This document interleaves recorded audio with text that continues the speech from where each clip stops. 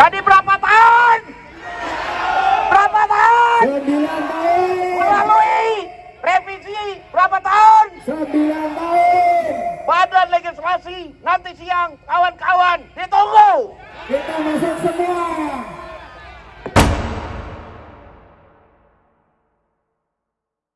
Secara sepintas, jabatan kepala desa mungkin tidak terlalu prestisius dibandingkan dengan jabatan-jabatan lain, seperti camat, bupati, bahkan gubernur.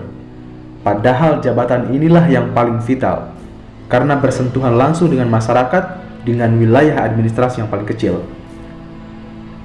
Pembangunan desa menjadi prioritas pemerintah pusat.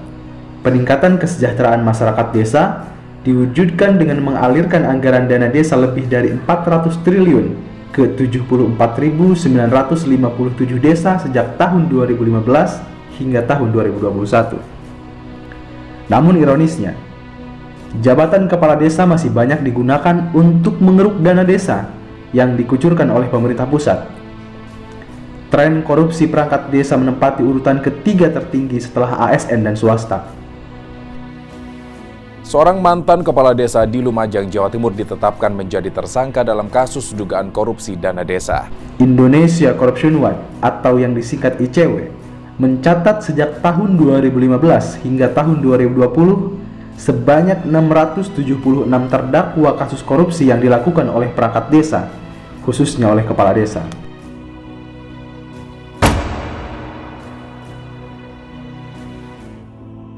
Pada tanggal 16 Januari tahun 2023, kepala desa yang tergabung dalam kumpulan aparatur pemerintah desa seluruh Indonesia melakukan aksi demonstrasi di depan gedung DPR, menuntut perpanjangan masa jabatan yang sebelumnya 6 tahun menjadi 9 tahun. Para kepala desa ini menggugat DPR untuk merevisi masa jabatan 6 tahun yang termaktub dalam Undang-Undang Nomor 6 Tahun 2014 tentang desa. Alasannya sederhana. Menurut mereka, masa jabatan 6 tahun tidaklah cukup untuk membangun sebuah desa. Meski aspirasi para kepala desa ini dengan cepat direstui oleh Presiden, Ketua MPR, Menteri Desa hingga para ketua umum partai, namun para peneliti dan pengamat justru mengungkap bahwa perpanjangan ini justru akan menimbulkan banyak masalah baru.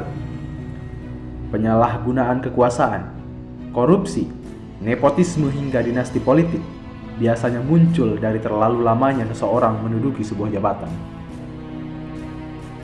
Perubahan masa jabatan menjadi 9 tahun membuat kepala desa akan menjabat terlalu lama. Undang-Undang Desa mengatur bahwa kepala desa dapat menjabat hingga 3 periode. Apabila wacana ini terrealisasi, maka kepala desa bisa menjabat hingga 27 tahun.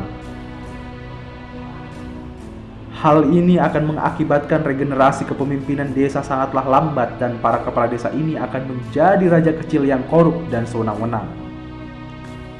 Meski ditentang oleh banyak pihak, lampu hijau justru datang dari Menteri Desa, Pembangunan Daerah Tertinggal dan Transmigrasi, Abdul Halim Iskandar. Dirinya mengklaim bahwa perpanjangan masa jabatan kepala desa akan memberikan banyak manfaat bagi masyarakat. Ia menilai bahwa kepala desa bisa fokus membangun desa dan tidak terpengaruh oleh dinamika politik akibat pemilihan kepala desa. Padahal masalah utamanya bukan kurangnya masa jabatan, melainkan minimnya kemampuan kepemimpinan kepala desa untuk melaksanakan pembangunan desa.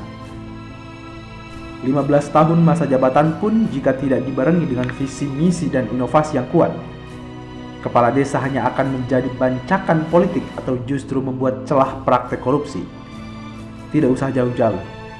Pada tahun 2021 saja, aparat penegak hukum setidaknya telah menindak 154 kasus korupsi di sektor anggaran dana desa dengan potensi kerugian negara sebesar 233 miliar.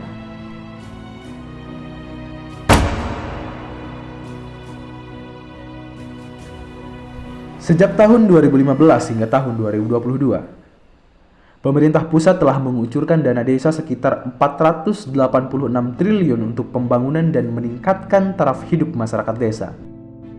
Pada tahun 2015, dana desa yang dikucurkan adalah 20 triliun atau setiap desa menerima 280 juta per tahun. Di tahun 2016, dana desa meningkat menjadi sekitar 45 triliun atau tiap desa menerima anggaran sebesar 600 juta per tahun. Sedangkan di tahun 2017 dan di tahun 2018, sebesar 60 triliun atau setiap desa menerima 800 juta per tahun. Masalahnya, dana desa yang seharusnya digunakan untuk kepentingan masyarakat dan pembangunan desa justru banyak dikorupsi oleh perangkat desa, terlebih lagi oleh kepala desa untuk kepentingan pribadi dan memperkaya diri. Catatan KPK menunjukkan, banyaknya korupsi pengelolaan dana desa bahkan bisa jadi melebihi tingkat korupsi yang terjadi di perkotaan. Berdasarkan temuan Satgas Desa dan Indonesia Corruption Watch terkait pengelolaan dana desa dari 74.000 desa di Indonesia, 900 desa diantaranya telah melakukan penyimpangan pengelolaan keuangan sejak program dana desa diluncurkan pada tahun 2015. Dalam kurun waktu 2016 sampai tahun 2017 saja, ICW menemukan 110 kasus korupsi dana desa dengan 97% pelaku korupsinya adalah kepala desa dan istri. Sedangkan data KPK sejak tahun 2018 hingga tahun 2021, sedikitnya 680 kepala desa di seluruh Indonesia pernah terjerat kasus korupsi.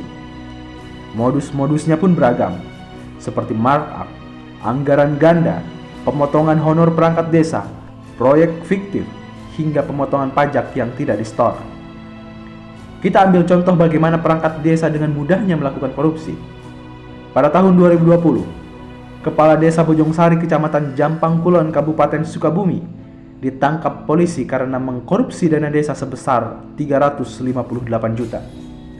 Selanjutnya masih di Sukabumi, mantan Kepala Desa Bantar Gebang periode 2013-2019 mengkorupsi dana desa mencapai 1,3 miliar. Dirinya mengeruk dana desa sebesar 781 juta pada tahun 2017 dan sebesar 550 juta pada tahun 2018. Pada tahun 2021, Kepala Desa dan Kalur Keuangan di Desa Kosulatombi, Sulawesi Tenggara, ditangkap polisi karena diduga telah melakukan korupsi anggaran dana desa sebesar 628 juta.